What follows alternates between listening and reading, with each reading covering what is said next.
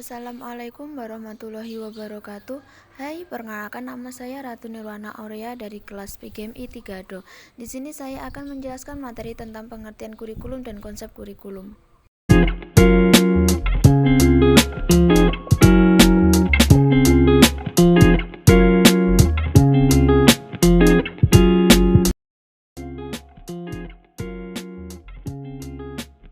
Pengertian kurikulum menurut Robert Ezais yaitu kurikulum adalah suatu arena pertandingan tempat individu bertanding untuk menguasai satu atau lebih keahlian guna mencapai garis finish yang ditandai pemberian gelar atau ijazah. Menurut Seller and Miller, kurikulum sebagai rangkaian interaksi sadar atau international interaction yang bersifat implisit maupun implisit yang didesain untuk memfasilitasi belajar siswa dan perkembangan siswa serta untuk memberikan arti meaning pada pengalaman.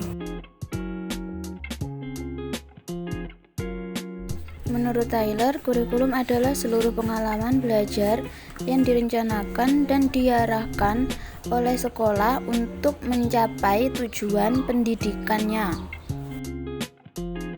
Konsep kurikulum. Pertama, kurikulum sebagai ide, suatu proses yang dihasilkan dari proses analisis yang berasal dari berbagai masukan.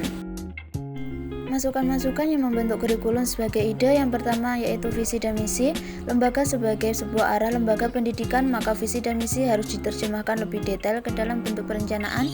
Yang kedua, faktor idealisme yang dimiliki oleh pemimpin dari lembaga pendidikan. Konsep idealisme yang dianut oleh seorang pemimpin akan dapat mempengaruhi berbagai perencanaan dalam suatu lembaga termasuk dalam kurikulum. Yang ketiga, adanya kebutuhan dari staf bloker lembaga pendidikan. Masukan-masukan yang membentuk kurikulum sebagai ide yaitu yang keempat, adanya ketersediaan sumber daya akan mempengaruhi kurikulum yang diidekan perguruan tinggi. Yang kelima yaitu faktor karakteristik peserta didik. Karakteristik peserta didik dapat ditinjau dari usia, kondisi ekonomi, pendidikan yang dialami, ataupun kondisi sosial keluarga.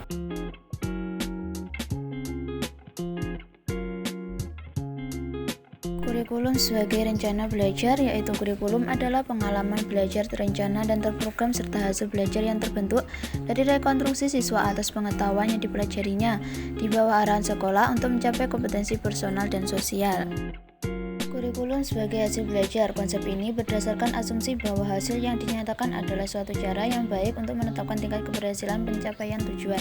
Ini tidak berarti bahwa kurikulum identik dengan hasil belajar yang diinginkan, tetapi kurikulum merupakan realisasi dan implementasi atau rancangan kurikulum di sekolah bagi perubahan siswa sesuai tujuan.